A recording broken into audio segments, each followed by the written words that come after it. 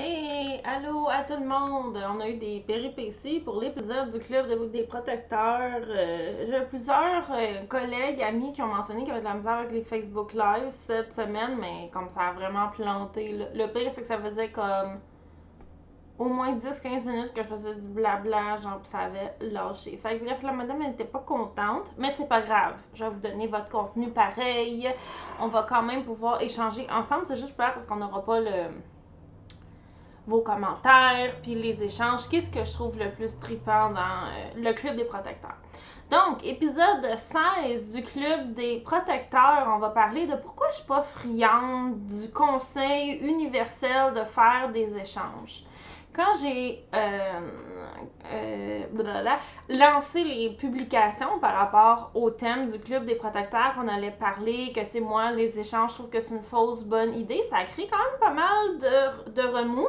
Il y a beaucoup de gens qui disaient, mais je fais ça, je comprends pas, genre, je pensais que c'était bon. Et, bon, c'est sûr que mes textes étaient un petit peu dramatiques. Je vais vous expliquer pourquoi, au fond, parce qu'il y a beaucoup de gens qui ont essayé de faire des échanges puis qui se sont tirés dans le pied. Donc, c'est le thème, bien entendu, de l'épisode d'aujourd'hui. Donc, il y a beaucoup de gens qui se posaient des questions, tu sais, qu'est-ce que je voulais dire par là, parce que tout le monde recommande de faire des échanges et c'est exactement ce que j'aime pas à propos de la recommandation de faire des échanges, c'est que c'est présenté comme étant la solution universelle pour un chien qui fait de la protection des ressources. Et oui, bien entendu, faire des échanges, c'est bien, j'en fais moi aussi, mais c'est facile de mal faire des échanges et de vous tirer dans le pied. Au fond, le problème avec les échanges, c'est que souvent, ça va être une solution temporaire pour se sortir d'une situation à court terme, mais qui va avoir de grosses conséquences à long terme. Et des gens que ça fait là des années que leur chien fait de la protection des ressources, puis qui vivent avec ça, puis qui font des échanges, puis ça fonctionne pas. Tu sais, si ça fait des années que votre chien il protège, puis vous êtes encore rendu à devoir négocier les échanges, c'est parce que ça fonctionne pas. Donc, là, c'est vraiment pas pour me faire. Ben, oui, c'est faire de la pub à moi-même. Je vous donne ces informations-là pour que vous puissiez vous débrouiller par vous-même aussi, puis aussi vous parler de mon programme. Mais bref, hier, j'avais une étudiante qui me disait que sa chienne avait trouvé par terre un os de poulet pendant la promenade. Puis là, elle se disait, ah bon, ça va falloir que je négocie avec ma chienne pour qu'elle mange, puis qu'elle lâche, puis tout ça. Puis finalement, la chienne, elle l'a reniflé une ou deux fois, puis elle l'a suivi. La personne était flabbergastée. Et bravo d'ailleurs, ça c'est un étudiant qui a vraiment travaillé fort pour faire ces exercices. Ce qu'on veut au fond, c'est ça. Pas avoir à chaque fois reprendre un processus de négociation avec notre chien pour pouvoir faire nos échanges, puis reprendre, puis ci, puis ça. Si vos interventions avec votre chien qui protège ressemblent justement là, quasiment à des négociations syndicales, c'est une blague, bien entendu, là, c'est une image stéréotypée. C'est peut-être parce que faire des échanges, dans votre cas, ça fonctionne pas. Donc, bien entendu, juste avant qu'on commence, j'aime mieux que les gens essayent de faire des échanges qui chicanent le chien. Donc, mon point, c'est pas de dire que c'est pas bon d'essayer de trouver des solutions. C'est que cette solution-là peut entraîner des problèmes si c'est mal fait. Et comme j'ai dit, si on se ramasse à échanger comme une solution à court terme pour plein des problèmes à long terme, c'est pas mieux. Et là, on se ramasse avec des gens qui disent j'essaie le renforcement positif, ça marche pas, mon chien il écoute juste si j'ai de la bouffe, si j'ai pas de bouffe, il écoute pas, c'est la faute du R+, ou la protection des ressources, ça ne se règle pas. Donc tout ça ici, c'est pas vrai. Et on va reparler, au fond, aujourd'hui de comment, au fond, quelles sont les conséquences d'un échange mal fait. Et je vais vous expliquer, au fond, c'est quoi les différents points qui font qu'un échange est mal fait. Et ensuite, je vais vous parler de c'est quoi, au fond, est-ce que moi, je fais des échanges? Comment est-ce que je vais utiliser l'échange avec mes chiens ou les chaînes de mes étudiants dans un processus de réhabilitation, de protection des ressources. Donc, on y va. Donc, comment est-ce que les gens font des échanges? Hein? Il y a deux types de scénarios. Là, vous allez possiblement vous reconnaître là-dedans. Je vous dis pas ça pour vous faire culpabiliser, mais parce que c'est les deux scénarios les plus courants. Donc, le chien trouve de quoi, je sais pas moi, il y a un truc à gruger, puis là, il faut que la personne le reprenne, ou il a volé une chaussette, là, un truc de même. Donc là, la personne va essayer de faire un échange. Il y a deux scénarios.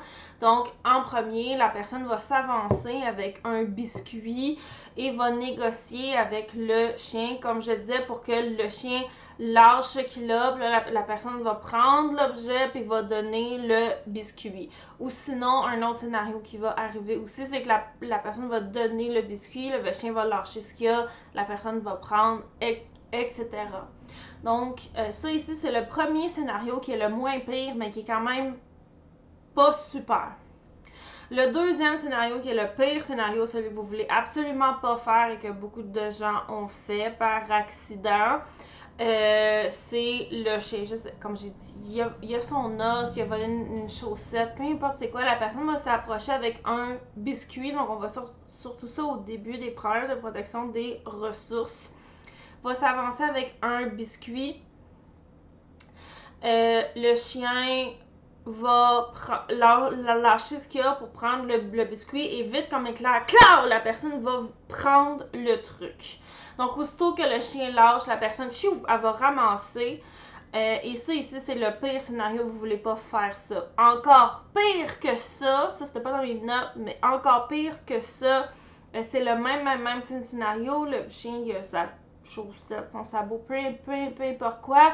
La personne va s'avancer avec un biscuit, le chien ne le prendra pas, la personne va aller chercher un meilleur biscuit, le chien va continuer à avoir sa chaussette, à gruger son os, et là, la personne va sortir le nec plus ultra du biscuit, le chien va lâcher, va y penser, il va lâcher, là, la personne va prendre l'objet, donc encore pire, on ne veut pas faire ça. Donc, c'est quoi les problèmes, au fond? C'est juste des exemples d'échanges mal faits. C'est quoi les problèmes avec tous ces scénarios-là? On va y aller du moins pire au pire. Et vous allez comprendre, au fond, pourquoi je ne suis pas friande avec les conseils de faire des échanges, parce que c'est pas parce qu'on est en R+, qu'on peut pas faire de dommages, malheureusement. Parce que les règles du conditionnement restent les mêmes. Je vais vous expliquer pourquoi. Puis des fois, en voulant bien faire, on peut faire des choses un peu moins bien. Et ça ici, c'est un bon exemple. Donc, beaucoup de gens qui essaient de faire des échanges se sont ramassés dans des situations où un de ces scénarios-là va arriver. Et je vais vous expliquer pourquoi. Le moins pire de la gang, qui est quand même pas le fun, c'est que le chien va refuser de lâcher ce qu'il a parce que ce qu'il a, c'est à trop haute valeur. Si votre chien mange un os puis que vous approchez avec des croquettes pour faire votre échange, votre chien va faire bof, moi je continue de manger mon os. Là, ce qui peut se passer aussi, qui est vraiment pas bon, c'est que la personne va demander au chien de donner, le chien ne donnera pas, la personne va insister, elle va soit aussi la voix ou soit cajoler le chien verbalement et demander au chien donne, lâche-le, donne-le là. Et ça ici, ce que ça va faire, c'est que ça va brûler la commande de donne. Donc là, on va pas parler de la commande de donne parce que j'ai déjà fait un épisode du Club des protecteurs sur le donne. Pourquoi les chiens refusent de donner, les problèmes en obéissance et les problèmes en protection des ressources. On a eu une discussion passionnante à ce sujet-là. Donc, j'y reviendrai pas. C'est dans les épisodes passés du Club des protecteurs. D'ailleurs, c'est quelqu'un qui veut aller le trouver et mettre l'adresse. Ce serait génial.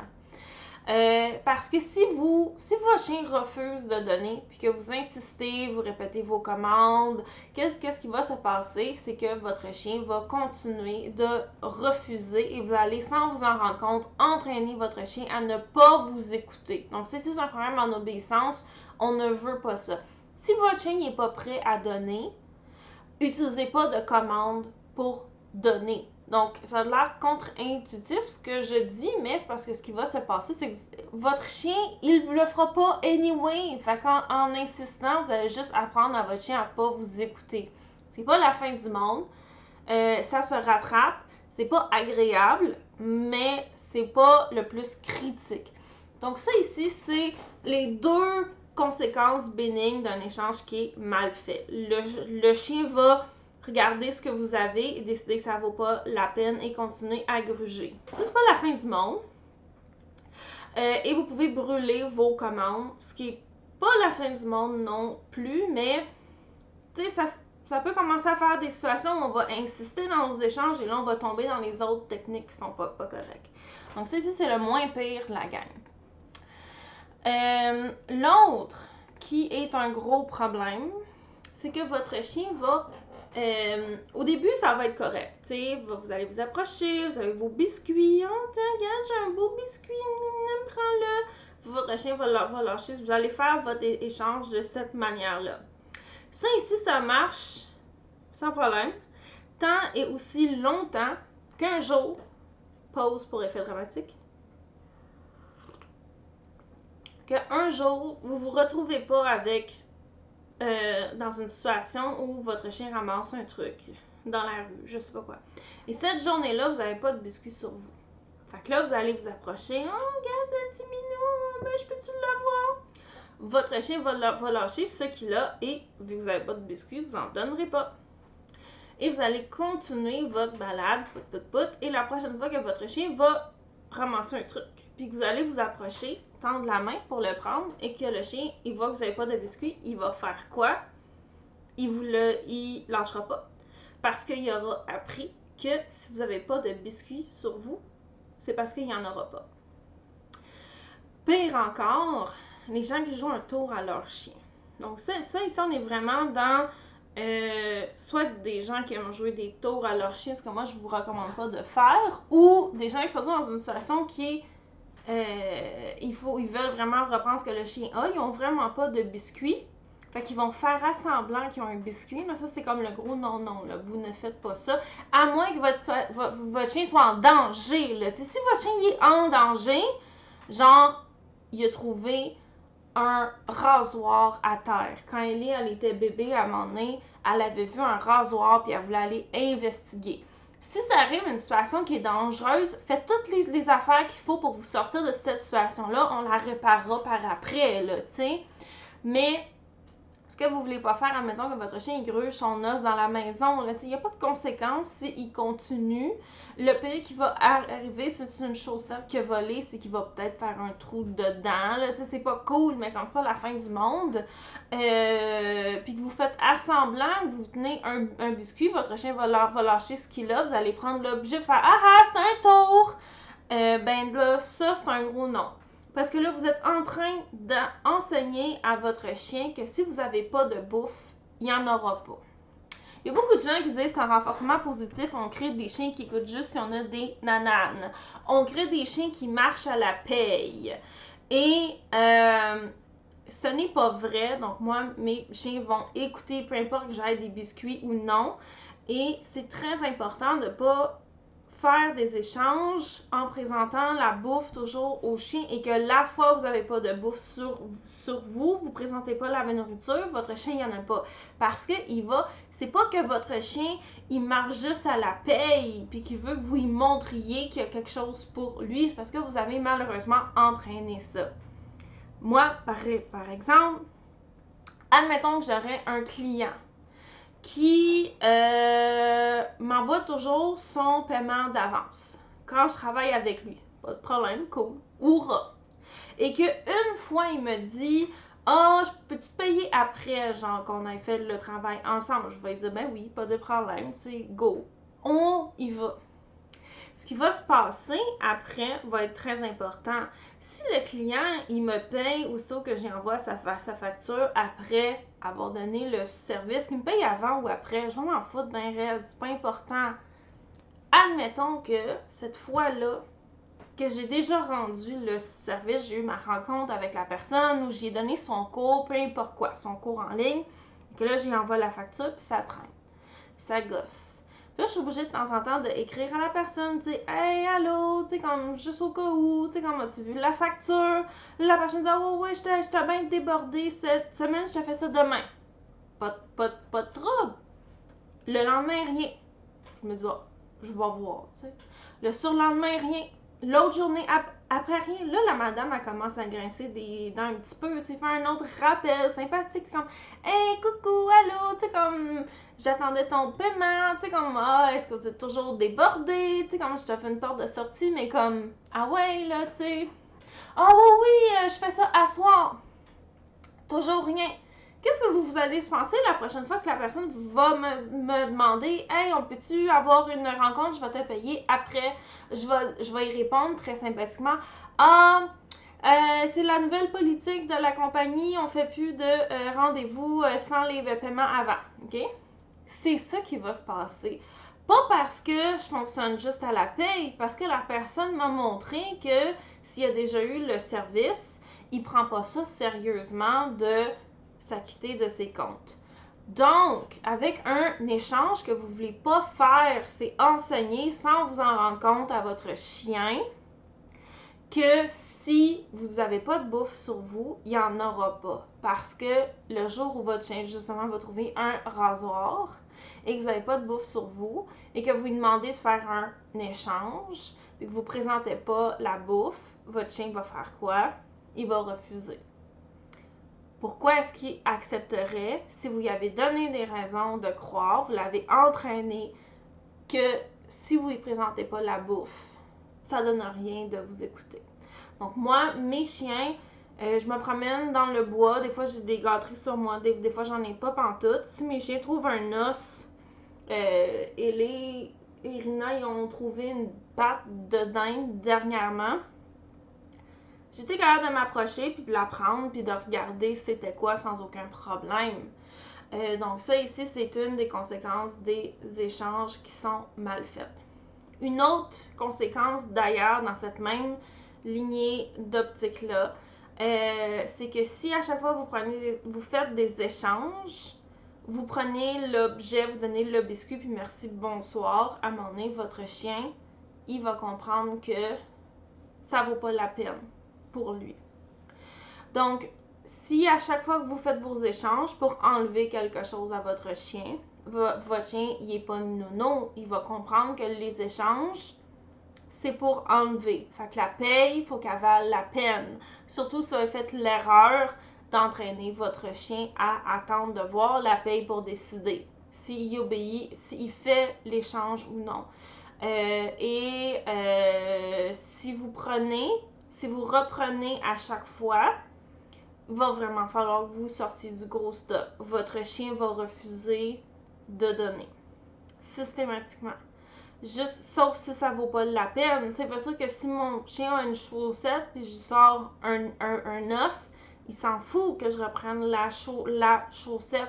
Mais si votre chien a l'os, qu'est-ce que vous avez qui vaut plus qu'un os?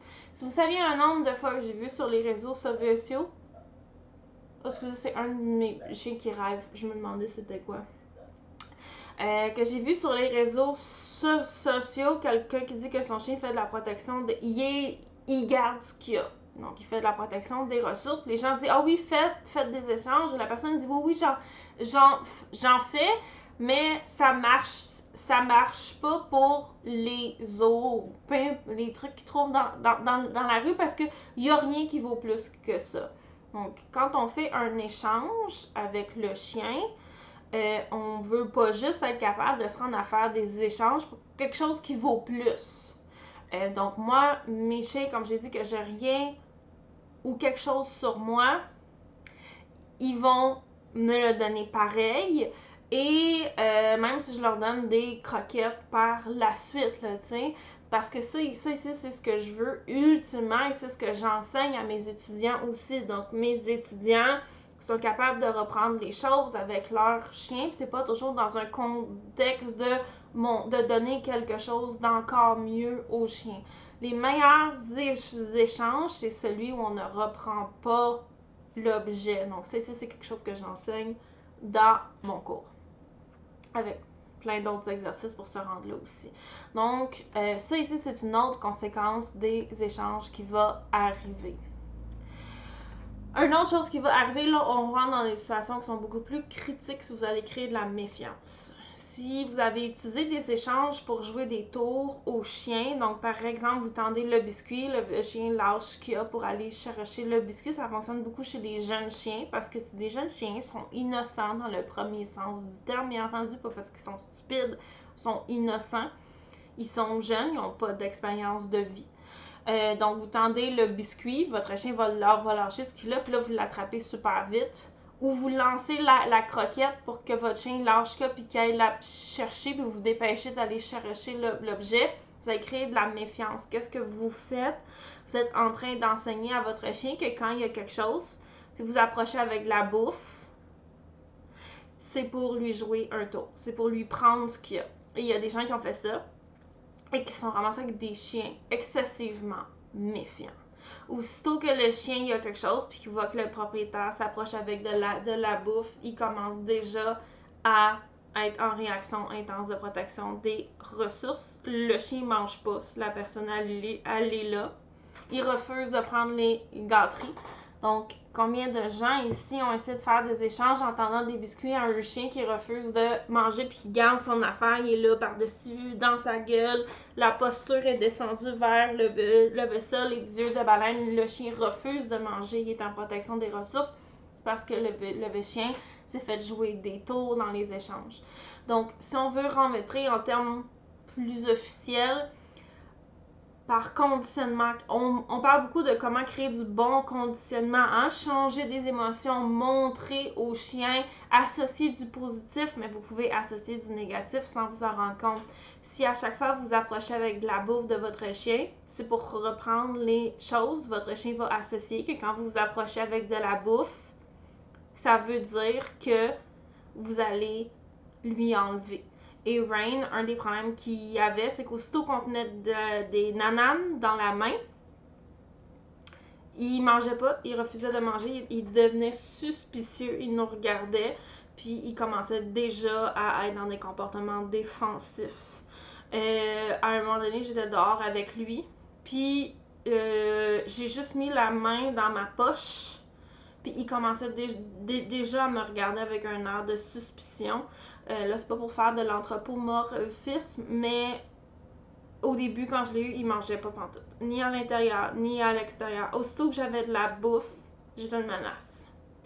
Donc ça, ici, c'est des choses qui sont difficiles parce que comment vous voulez créer des associations positives si aussitôt que votre chien voit de la bouffe, il se demande où la pogne. Donc ça, ici, c'est une conséquence négative des échanges mal faits et j'ai vu ça très souvent. Donc quand je vous dis que j'aime pas les échanges, c'est pas pour... ça l'a vraiment surpris les gens quand j'ai sorti ce thème-là du club de protecteurs. Les gens disaient, ben, moi je fais ça, je comprends pas, ça va bien. Si ça va bien, puis vous vous reconnaissez pas dans aucun des scénarios que j'ai donnés, continuez ce que vous faites. Si vous vous reconnaissez dans un des scénarios que j'ai donnés, ou si ça fait des mois et des mois et des mois que vous travaillez puis ça donne rien, ou si peu, il y a peut-être un problème au niveau des échanges. Et sérieux, j'ai vu ça vraiment plus souvent que vous vous en doutez.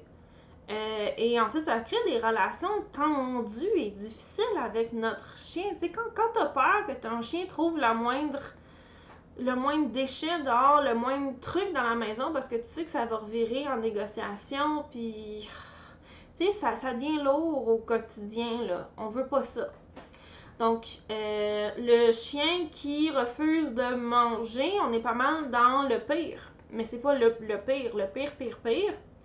La pire conséquence négative d'un échange qui est mal fait, c'est d'avoir un chien qui tombe en agressivité aussitôt qu'il y a quelque chose puis qu'il nous voit. Parce qu'il a compris, lui, que dans la vie, quand on s'approche, laisse faire qu'on a des nananes, pour toutes les raisons que j'ai nommées précédemment, il sait qu'au final, on va y prendre ce qu'il y a et il veut pas instinctivement par rapport à cause de toutes les expériences de vie qu'il y a eu et aussitôt que le chien a la moindre chose, vous pouvez aggraver des problèmes de protection des ressources en faisant mal des échanges. Parce que comme j'ai dit, si vous reprenez à chaque fois, laissez faire les nananes ou pas les nananes. Si votre chien a plus peur de perdre ce qu'il a que les nananes que vous avez à offrir parce que vous avez mal fait vos échanges, parce que sans vous en rendre compte, vous avez entraîné votre chien à que la bouffe annonce qu'il va se faire prendre ce qu'il y a. Vous allez vous ramasser avec un chien qui devient de plus en plus agressif. Vous allez continuer à essayer de vouloir faire des échanges, parce que c'est ça qu'on vous a dit de faire, c'est pas de votre faute. Tout le monde présente ça comme étant la cure universelle à la protection des ressources. Il y a des gens qui sont fait mordre en faisant des échanges. Donc, comme j'ai dit, si vous vous reconnaissez dans aucun des scénarios que j'ai dit, là, votre chien, vous avez de la bouffe ou non, il accepte que vous preniez ce qu'il y a, puis après ça, vous le récompensez, il est heureux dans son petit cœur de chien. Il n'y a pas de négociation de « Ah ouais, t'as quoi? » Vous n'avez pas besoin d'escalader dans la valeur de ce que vous avez, de ce que vous offrez. « Ah, j'offre une croquette, ça marche pas. Un petit morceau de fois séché, ça marche pas. Un restant du souper d'hier, ça passe-tu? Ah, ça passe. » Vous n'avez pas ce problème-là. Ça fait pas un chien qui devient suspicieux ou qui va de la bouffe. Vous n'avez pas une augmentation de la protection des ressources. Si ça va bien, continuez ce que vous faites. Mais je vous dirais que dans beaucoup de cas, ça ne va pas bien. Et la personne, ça fait des mois qu'elle travaille, ça s'améliore, mais c'est pas extraordinaire, puis ça finit tout le temps en négociation. On veut pas ça.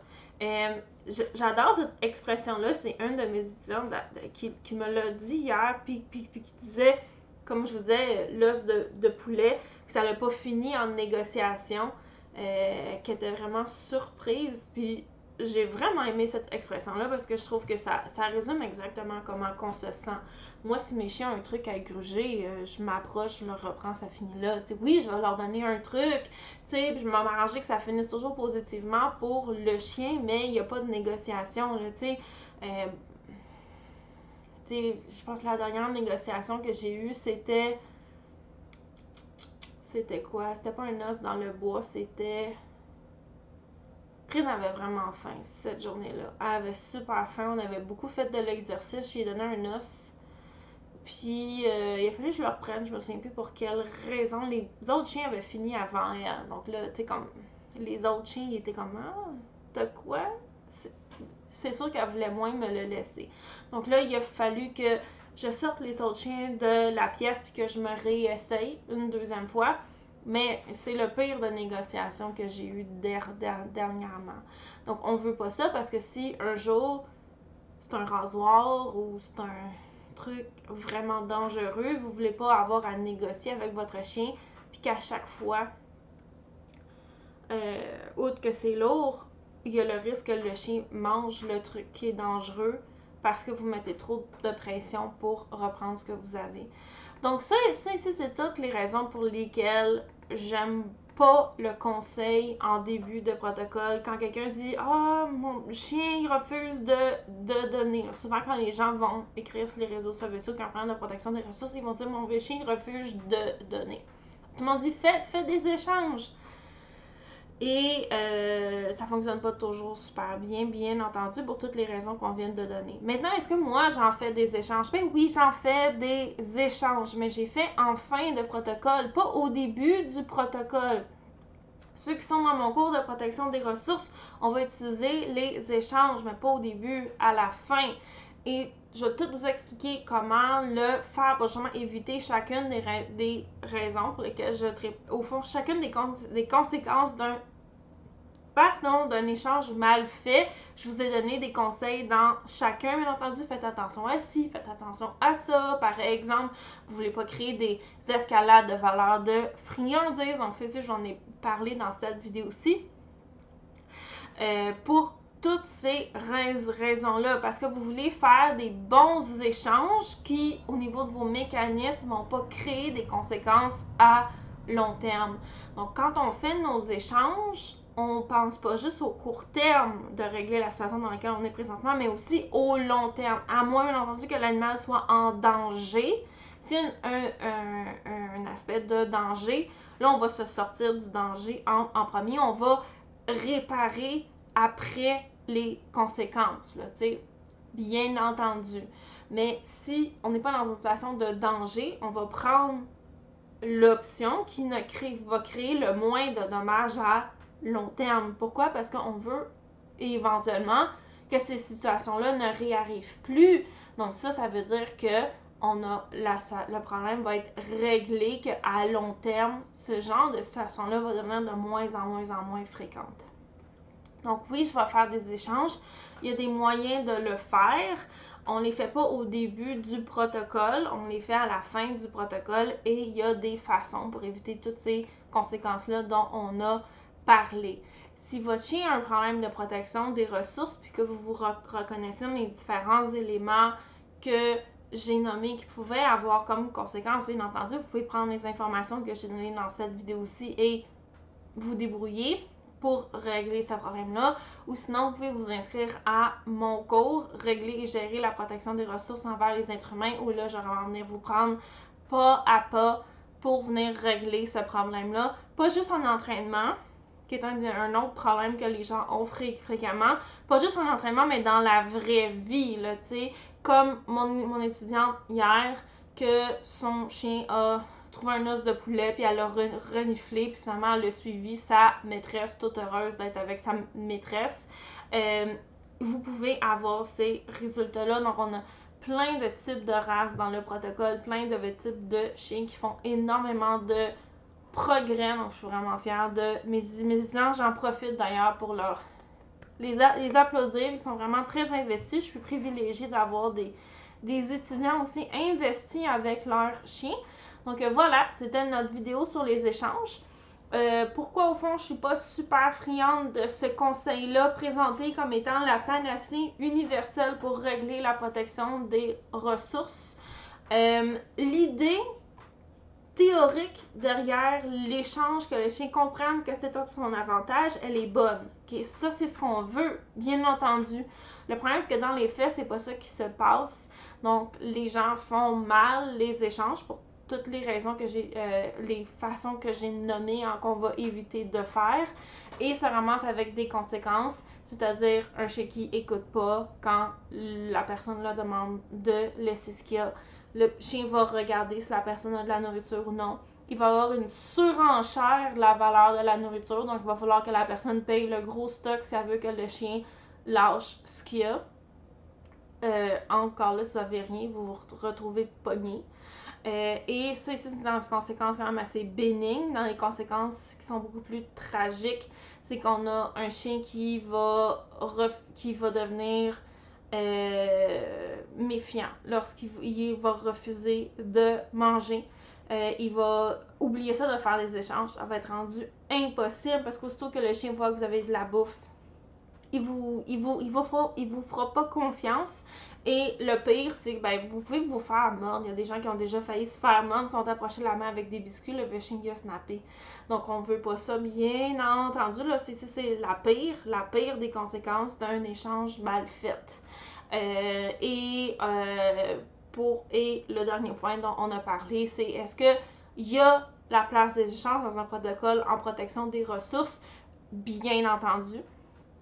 Mais il y a une façon de le faire et moi je le fais en fin de protocole et non pas en début de protocole. Il y a toute une manière de le faire pour éviter toutes les conséquences qu'on a nommées. Donc merci à tout le monde d'avoir été là. Désolée pour le petit bug informatique, comme j'ai un problème au niveau des lives Facebook en ce moment pour plusieurs personnes. Donc on va se revoir la semaine prochaine. La semaine prochaine, on va parler de... Attendez, je vais aller voir dans mes notes. C'est quoi le thème de la semaine prochaine? Ah oui! Chaque chose que les chiens... chaque chose. 5 types de choses que les chiens ont tendance à protéger. Donc, qu'est-ce que les chiens vont protéger? Il y a 5 choses. Est-ce que vous avez déjà une idée c'est quoi les 5 choses? Donc, on va reparler de ça la semaine prochaine, mardi midi. Au revoir à tous. Bye bye. Et pour ceux qui sont curieux, c'est un thé noir. Donc, un thé noir de Chine à feuilles pourpres. On est fancy. Bon mardi à tous.